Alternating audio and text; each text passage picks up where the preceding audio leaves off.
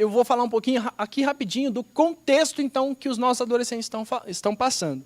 Então, todo adolescente vai passar por aquelas fases que eu falei, independente da geração que ele está. Então, o adolescente da época dos anos 70 passou por todas aquelas fases. O adolescente da época dos anos 90 passou por todas aquelas fases. Mas existe um contexto da geração em que ele vive. Tá? Então, eu disse para vocês que a minha geração, que é a geração anterior a essa, geração Y, a minha geração, eu passei pelas fases da adolescência, mas existem ali alguns conceitos de evolução que eu passei. Essa geração, ela já é uma geração diferente. Então, nós vamos falar sobre isso agora. Então, a geração Z são os nascidos de 95 até 2009. Eles são chamados os nativos digitais. São as pessoas que já nasceram conhecendo, né, a internet, o computador, apesar de 95 ter, né, ainda os computadores um pouco diferentes, mas quando ele começa a ter contato, então, com o computador, por exemplo, a gente já tem um computador mais evoluído, já tem os smartphones, né, o telefone, já tem. Né, então, tudo isso já faz parte dessa geração. Tá? A dificuldade de criar vínculos, então o individualismo ele aumenta assim, desproporcionalmente agora. Por quê? Porque ele sabe que hoje ele tem tudo na palma da mão. Então, para ele, é mais fácil eu conversar com a pessoa lá do outro lado, aqui pelo celular, do que eu ir lá e falar com ela. É muito mais fácil. A gente já ouviu história de família que o filho está lá no quarto e manda mensagem para a mãe que está lá na cozinha. Mãe, e aí, está pronto o almoço? Está pronto o almoço, filho, pode descer. Aí desce o menino, come e volta. Ó, está muito boa a comida. Por quê? Porque faz parte da geração dele. Então, nosso objetivo é começar a quebrar essa questão dessa dificuldade de criar vínculo. Por quê? À medida que ele vai sendo separado, ele vai sendo distanciado, ele começa a seguir apenas aquilo que ele está vendo. O problema da internet é que ele vai ver sempre aquilo que ele quer ver, aquilo que ele tiver curiosidade de ver. Então, se eu quero ver coisas boas, o que eu vou ver na internet? Coisas boas. Agora, se eu quiser ver coisas ruins na internet, o que eu vou achar na internet? Coisas ruins. Você entende? Então, se um adolescente passando por todas as situações emocionais, por crise emocional, o que ele vai pesquisar lá no YouTube? Gente que passa por crise emocional. Gente que está passando. Por que eu estou passando por por que eu acordei molhado de manhã? Ele vai colocar esse tipo de coisa no Google. E aí lá ele vai ter o ensinamento ou o conhecimento que ele tem. Então ele tem dificuldade de criar vínculo. Nós, como professores, como líder, pai, qual que é o nosso objetivo? Criar vínculo com ele. Para dizer, olha, você pode contar comigo. Eu estou aqui para te ajudar, estou aqui para te ensinar, para te educar. Né? Falando de pai, né? Para te educar. Então, o que você precisar, eu estou aqui. Pode perguntar. Tá? A insegurança em relação ao futuro. Olha, eu falei lá, né, que o adolescente dos 17 aos 21, ele começa a ter a perspectiva de futuro, ou seja, ele começa a imaginar aquilo que ele pode fazer no futuro. Mas a nossa geração de adolescentes, ela está extremamente insegura em relação ao seu futuro. Por quê? A gente está falando de muitas profissões que dentro de 50 anos elas vão deixar de existir. Profissões. Então, você pergunta para um adolescente, quem é professor de adolescentes, provavelmente vocês já passaram por isso. Pergunta lá para os adolescentes, o que vocês querem fazer na sua profissão? A maioria vai dizer, eu quero ser... Como é que é o nome, amor? Programador, youtuber, influenciador digital, mas é alguma coisa relacionada a computador. Alguma coisa relacionada a web designer, coisa desse sentido. Por quê? Porque eles começam a ter a insegurança, eles começam a ver as coisas e começam a se perguntar, mas será que se eu for um padeiro vai dar certo? Será que se eu for um marceneiro vai dar certo? Porque já existe uma pesquisa que já está dizendo, olha, existem muitos cargos hoje que são operacionais que vão deixar de existir, então você precisa se virar. Então imagina na cabeça de adolescente hoje passando por essa situação. né? Individualista, eu já falei. E aí vem a questão, né, sem identidade definida. É uma geração que está buscando esse diálogo. Então, ela prefere ser uma geração que é um adolescente que experimenta de tudo um pouco e segue a vida para tomar suas próprias decisões, do que ser uma pessoa que recebeu uma orientação e segue dali para frente. Ou seja, eu sou homem e eu vou seguir daqui para frente. O adolescente agora não, ele está dizendo, não, pode ser, por que não? Então vamos testar.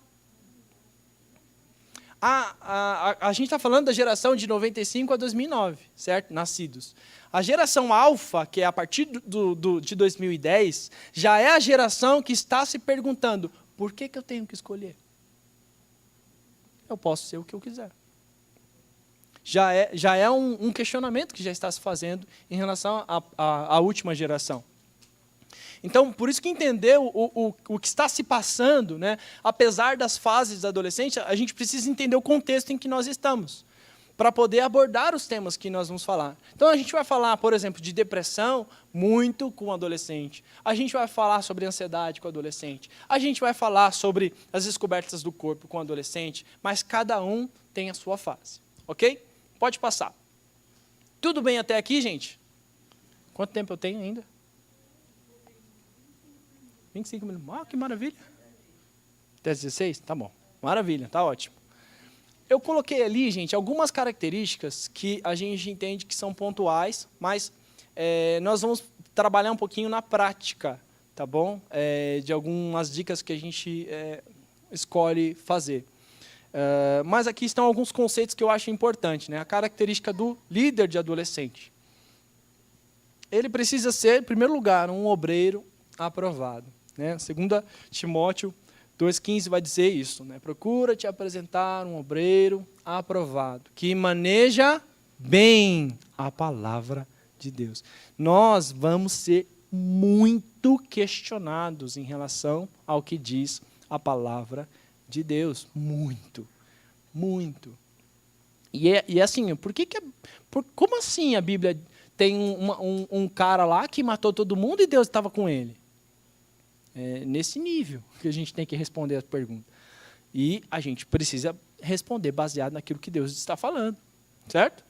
Então, nós temos que ser um obreiro aprovado. E ser um obreiro aprovado, eu particularmente, eu digo que seria mais fácil, como é que eu vou dizer isso? É mais fácil que você trabalhe como casal para os adolescentes. Então, se você é casado, melhor ainda, né, vá com a tua esposa, os dois trabalham juntos com o adolescente. Mas eu sou solteiro. Então, ore a Deus para que Deus também prepare uma outra pessoa, se possível do sexo oposto, para trabalhar com você. Porque a menina ela precisa ter a referência também da mulher e o menino do homem. Tá? Porque tem coisas que a mulher ela vai ficar mesmo em dificuldade na hora de sentar para falar com os meninos. Mas são conversas que precisam acontecer. E às vezes com o homem fica mais fácil. E da mesma forma com as meninas. Tá? Ter direção de Deus para o desenvolvimento do trabalho. Gente do céu. Eu fui conversar uma vez com um líder e ele disse assim para mim. Falei, como surgiu isso no teu coração? Né? Trabalhar com adolescente. Ele disse, não surgiu não. O pastor falou, você é legalzinho, bonitinho, é descolado, então vem aí, trabalha aí com o adolescente. Foi lá, chamou o irmão está lá, se virando para lidar com o adolescente. E aí você pergunta, você quer trabalhar com isso? Não, meu irmão, eu estou aqui, estou para ajudar. Não, meu irmão, não é assim. A não ser que você tenha entendido que Deus te chamou para fazer isso, então é melhor não pegar. A mesma coisa com criança. Porque você não está para ajudar, você serve do reino de Deus. E como obreiro do reino de Deus, a gente precisa entender o seguinte, de que quando eu estou no lugar certo, eu também estou adorando a Deus. Mas quando eu estou no lugar errado, além de não adorar a Deus, eu estou atrapalhando. Você entendeu isso? Eu vou dizer isso com um exemplo muito, muito simples. Imagina eu, penso assim, eu vou cantar no grupo de louvor. Não sei cantar, não tenho nenhum embasamento, não estudei, não quero estudar, não quero saber nada de música, eu só quero estar lá porque eu acho bonito. Aí sobe o Adrian para cantar e os irmãos que aguentem o Adrian cantando. Porque é mais ou menos assim, né, que acontece, né? Aí vai dizer, aquele irmão tem chamado para fazer aquilo? Não. Por que ele está fazendo? Porque ele quer. Está errado. Isso não é adoração. Um dos conceitos de adoração não tem a ver com aquilo que eu quero fazer. Tem a ver com aquilo que Deus quer que eu faça. Um dos conceitos de adoração vai dizer assim, como é que você gosta? Eu gosto muito de café. Muito mesmo. Quem me conhece sabe. Então, assim, eu gosto de café. Mas aí você diz, Adrian, vem aqui na minha casa, eu vou fazer um café para você. Meu irmão, você me ganhou. Vou lá, sento e vou tomar o café. Aí você diz para mim assim, mas como é que você gosta do café? Da mesma maneira como as irmãs fizeram, né? Aqui. Qual é o tipo de água que você quer? Se você quer uma água diferente, você quer um café. Então, quando você faz isso, talvez eu diria, não, eu gosto de um café mais forte, assim, sem açúcar. Aí a pessoa vem e faz aquele café forte, bonitão, né? E sem açúcar, aí me dá, e eu tomo e digo, cara, que gostoso. O que é isso? Conceito de adoração. Você fez uma coisa e o adorado gostou daquilo que você fez. É isso o conceito de adoração. Quando eu digo para Deus que eu quero adorá-lo, significa que eu quero fazer aquilo que Ele quer que eu faça. Do jeitinho. Sabe conceito de adoração? Sabe o que é conceito de adoração? Quando Moisés, um dos últimos capítulos de Gênesis, a Bíblia diz, de Êxodo, né? A Bíblia diz que Moisés cumpriu tudo, ele fez tudo certinho em relação ao tabernáculo. E Deus se agradou e encheu o templo. Isso é adoração. Quando nós não cumprimos exatamente o que Deus diz, nós estamos no lugar errado. Ou fazendo errado. Você entendeu? Então, se você é líder de adolescente, das duas uma, ou você pega isso como uma empreitada na tua vida e começa a trabalhar mesmo para agradar o Senhor, ou é bom você repensar, para você não atrapalhar e deixar de adorar a Deus. Amém? Então, a partir do momento em que você recebeu isso, e entendeu, eu vou trabalhar com adolescente, então é o momento de você receber a direção de Deus. Lembra do início que eu falei a respeito de Pedro? Não é você na sua força, com a tua experiência, de dizer, vamos lá, adolescentes! Não. É você entender que Deus tem uma direção para a vida deles. E você vai trabalhar, claro, na necessidade deles. Amém? Conhecer e estar disposto, acabei de falar, né? Estar disposto a atender às suas necessidades. Por quê? Porque, às vezes, a gente tem costume lá de sentar para fazer um planejamento anual daquilo que nós vamos trabalhar com os adolescentes. Então, a gente já corre, isso em final do ano, né? A gente já corre, vê revista, vê material, e aí a gente para e senta, decide, nós vamos trabalhar dessa forma. Tá bom. Aí chega numa parte, a gente começou a implantar o trabalho, chega em fevereiro, aparece alguém numa situação com a família, e a gente tem que sentar, às vezes, e parar, deixar um pouquinho o material de lado e começar a entender qual é a necessidade deles. Nós estávamos fazendo um trabalho com uma revista, e aí uma adolescente estava diferente no meio da aula, ela estava diferente, e a gente percebe essas coisas e perguntamos, e aí, está tudo bem? Não está tudo bem. Uma das minhas melhores amigas está com depressão, ela pensou em se matar.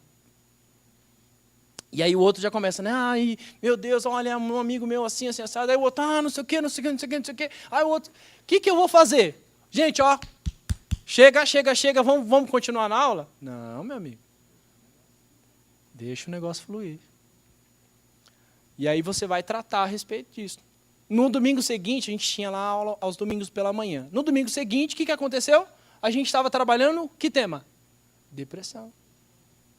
Trouxemos uma pessoa, um pastor, psicólogo, e foi lá e deu uma palestra. Todo mundo entendeu, todo mundo sentiu, porque é necessidade. Você entendeu? Vamos lá, desenvolver um trabalho em conjunto com os pais e a liderança da sua igreja local. Isso é extremamente importante. Por dois motivos. Primeiro, porque dependendo daquilo que você incentivar o teu adolescente a fazer, você pode ter um problema com os pais se você não comunicar antes. E também isso acontece da mesma forma em relação à sua liderança. Então, conversa com o teu pastor, conversa com os pais. O que a gente fazia? Pais, nós vamos fazer uma reunião aqui com os pais dos adolescentes. Sentava todo mundo, pais, nós temos um planejamento para esse ano, nós vamos tratar tais assuntos esse ano, nós vamos abordar tais assuntos nesse ano. Tudo bem? Tudo bem. Aí vem o pai no final, olha, meu filho está passando por tal situação, olha, meu filho está fazendo isso, olha, cuida do meu filho, assim, assado, maravilha. Aí sentava com o meu pastor lá, o pastor Marcos, sentava com ele, pastor, nós pensamos fazer assim, nós pensamos fazer assado. Por quê? Porque à medida que você está fazendo algo debaixo da bênção, não tem como não dar certo. Porque você está fazendo debaixo da bênção. Agora, você não pode falar, nós vamos fazer um exemplo, né? Nós vamos fazer uma excursão. Para onde? Para longe. Vocês vão sair daqui lá para Poá, a minha cidade lá. Aí, olha, tem que pagar R$150 para ir para lá. Não é tudo isso, tá bom? Pagar R$150 para ir para lá. Vai ter adolescente que não vai ter dinheiro, como é que você vai fazer? Aí vem pai aqui com a mão na cabeça, pastor com a mão na cabeça, porque vai ter que tirar dinheiro da igreja para fazer. Como é que é isso? Então tem que ter sempre um planejamento com todos os braços envolvidos, tá bom? Pode passar. Então eu vou trazer aqui para a gente 10 dicas aqui práticas para a gente chama de ganhando o coração do adolescente. São dicas práticas que vão nos ajudar tanto na elaboração de aulas, né, numa escola bíblica, tanto num trabalho que a gente faça em algum encontro com adolescentes, no culto, enfim. Tá bom? São algumas dicas que são importantes aí nesse aspecto. Eu tenho 15 minutos para fazer isso, vai dar tempo. Vamos lá. Então, primeira dica. Um livro do... Como é que é o nome dele? Me ajuda. Tá no notebook. Ele tem lá, são 50 dicas, se eu não me engano, para trabalho com adolescentes. Né? Ele vai discorrer ali sobre vários assuntos, é muito legal. Está na apostila o nome do livro e o nome do autor. Esqueci, Ray alguma coisa. Vamos lá. Então... Ele é da editora Betânia, mas ele não está mais à venda, né? Boa. Boa. Pode passar, irmão. Eu acho que ele vai abrindo o ícone a ícone aí. Deixa eu ver se vai dar certo. Ezequiel? Está comigo?